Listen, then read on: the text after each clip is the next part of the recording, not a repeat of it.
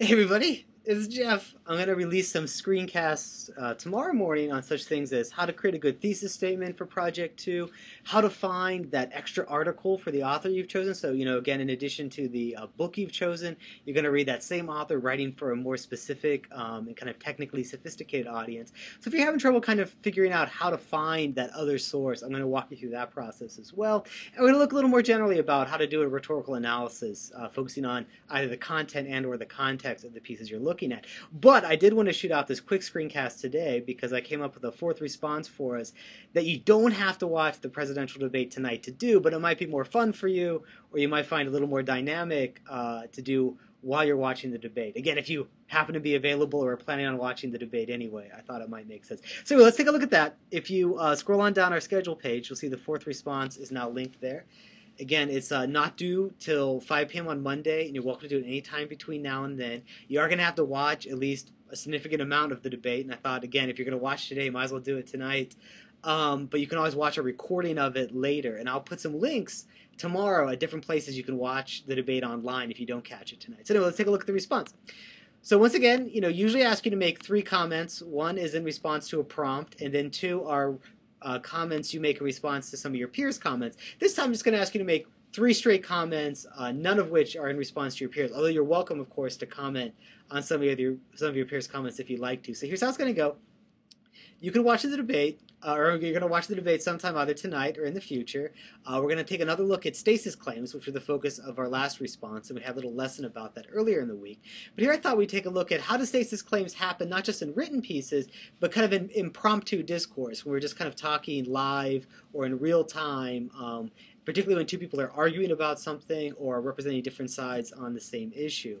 So here's what we're going to do. We've got two comments, both of which are going to be identifying a stasis claim made by a participant in the debate. So two separate comments. Each comment has one stasis claim in it, so just two total. And it could be any participant in the debate. So I mentioned that's probably going to be either one of the two presidential candidates, but if the debate moderator makes a stasis claim, by all means use that. Or this is a town hall style debate, so there's going to be people in the audience asking questions apparently. So if they make a stasis claim or ask a stasis question, you can feel free to do that. But just identify two of those. You want to tell us what kind of stasis claim they're making and then what it is. And if you're watching it live and you put it in as it happens, it'll be time coded with the in the comment section, so that we'll kind of know when it happened. If you watch a recording of it, I'd say please put in the time code or how far through the recording that you think it happened, so that if someone wanted to, they could go back and at least get close to the moment where the stasis claim appeared. So here's an example.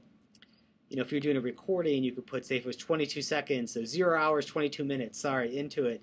You could put that time code in. You might say, so Romney makes a resemblance claim. So there you've identified what kind of stasis, and then tell us what it is. Made a claim between himself and Ronald Reagan by suggesting they have similar policies about taxes. So you don't have to quote it. It doesn't have to be verbatim or anything like that. Just tell us what kind of claim and what they said that makes it one of these stasis or stasis claims. And then finally, as your third and final comment, I'd just like you to kind of give me your general opinion on the debate. Who do you think won if you were evaluating them based solely on their debate performance? So as I mentioned in the rest of the text for that comment, some of you may not care who wins the election or may kind of be ambivalent about it. Some of you may really be on board with one of the candidates. But I want you to try to divorce your feelings for either candidate and just focus on the arguments they make. Who do you think wins the debate tonight after you see it? And why do you think they won it? So, say who you thought won, and then just tell us, you thought they were stronger on this issue, or, it could be everything from a particular argument they made, or a kind of strategy they used, or just that they perhaps looked more comfortable, or whatever you might think is part of the debate performance, part of the argument strategy, or how arguments appeared in this debate. Makes sense? Again, you don't have to watch the debate tonight to do that. I'm sure some of you may have other plans, but I did want to put this out there in case you are already planning on watching it.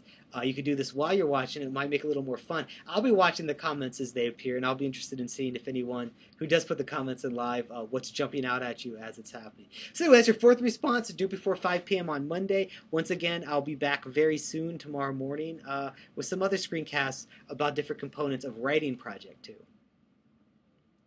Bye-bye.